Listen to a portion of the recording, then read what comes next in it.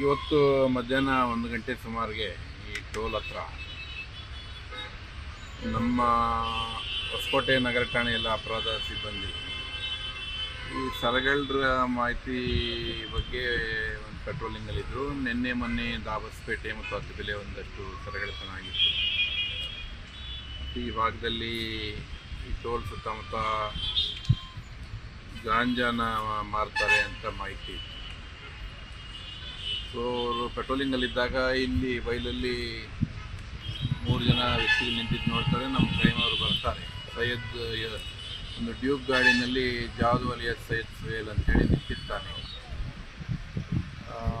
ನಮ್ಮವ್ರು ಹೋಗಿ ಅವ್ರನ್ನ ಮಾತಾಡೋಕ್ಕೆ ಹೋಗಿದ ತಕ್ಷಣ ಅವನು ತನ್ನ ಶರ್ಟಿಂದ ಒಂದು ದೊಡ್ಡ ಡ್ರಾಗರ್ ತರ್ತಾನೆ. ಆಮೇಲೆ ಅವ್ರು ಐಡೆಂಟಿಫೈ ಮಾಡ್ತಾರೆ. ಅವನ ಹೆಸರು ಜಾದು ಅಲಿಯಾಸ್ ಸೈಯದ್ ಸುಹೇಲ್ ಅಂತೇಳಿ. ಇಟ್ಕೊಳ್ಳೋಕೆ ಹೋದಾಗ ಅವನು ಇವ್ರ ಮೇಲೆ ಪೊಲೀಸರ ಮೇಲೆ ನಮ್ಮ ಒಬ್ಬರ ಮೇಲೆ ಅಸಾಲ್ಟ್ ಮಾಡಿದ್ದಾರೆ ಮುಕ್ತಿಂತ. ನಂತರ ಅವನು ಹಿಡಿಯೋಕ್ಕಾಗಿಲ್ಲ. ಅವನು ಎದುರಿಸಿ ಅವನಿಗೆ ಹೊಡ್ಕೊಳ್ಳೋದು, ಪೊಲೀಸರು ಹೊಡ್ಕೊಳ್ಳೋದು ಮಾಡ್ತಾನೆ. ಜೊತೆಗೆ ನಮ್ಮ ಹೊಸಕೋಟೆ ಠಾಣೆ ಇನ್ಸ್ಪೆಕ್ಟರ್ ಅಶೋಕ್ ಅವರು ಬಂದು ಅವನು ಒಂದು ಇವಾಗ ನಿಯಂತ್ರಣಕ್ಕೆ ತರೋಕ್ಕಾಗದ ಕಾರಣ ಮತ್ತು ಹಲ್ಲೆ ಮಾಡೋ ಪೊಲೀಸರ ಮೇಲೆ ಕರ್ತವ್ಯಕ್ಕೆ ಅಡ್ಡಿಪಡಿಸ್ತಾ ಇದ್ರಿಂದ ಮತ್ತು ಅವನು ಪ್ರಾಣಕ್ಕೆ ಸಂಚಕಾರ ತರ್ತಾನೆ ಅನ್ನೋ ಉದ್ದೇಶದಿಂದ ಅವನ ಮೇಲೆ ಫೈರ್ ಮಾಡಿ ಅವನು ವಶಕ್ಕೆ ಪಡೆದಿದ್ದೀವಿ. ಅವನಿಗೆ ಕಾಲಿಗೆ ಏಟಾಗಿದೆ. ಈಗ ಆಸ್ಪತ್ರೆಯಲ್ಲಿ ಇದ್ದಾನೆ. ಅವನು ಜಾದು ಅಲಿಯಾಸ್ ಸುಹೇಲ್ ಏನಿದ್ದಾನೆ ಅಂದರೆ ಈಗಾಗಲೇ ಇದೇ ಥರ ಪ್ರಕರಣ ಯಲಹಂಕ ನ್ಯೂಟ್ರಲ್ ಪೊಲೀಸ್ ಸ್ಟೇಷನ್ ಆಗಿತ್ತು. ಅದನ್ನು ಪೊಲೀಸರ ಮೇಲೆ ಅಟ್ಯಾಕ್ ಮಾಡಿ ತಪ್ಪಿಸ್ಕೊಂಡಿರ್ತಾನೆ ಮತ್ತು ಅದನ್ನು ನಮ್ಮ ಠಾಣೆ MOB ಮತ್ತು ರೌಡಿ ಶೀಟರಾಗಿದ್ದು ಈ ಹಿಂದೆ ಅವನ ಕಡೆಯಿಂದ ಒಂದು 10 ಬೈಕ್ಗಳನ್ನು ರಿಕವರಿ ಮಾಡಿದ್ವಿ. ಗಾಂಜಾ ಕೇಸ್ಗಳಿದ್ದಾವೆ.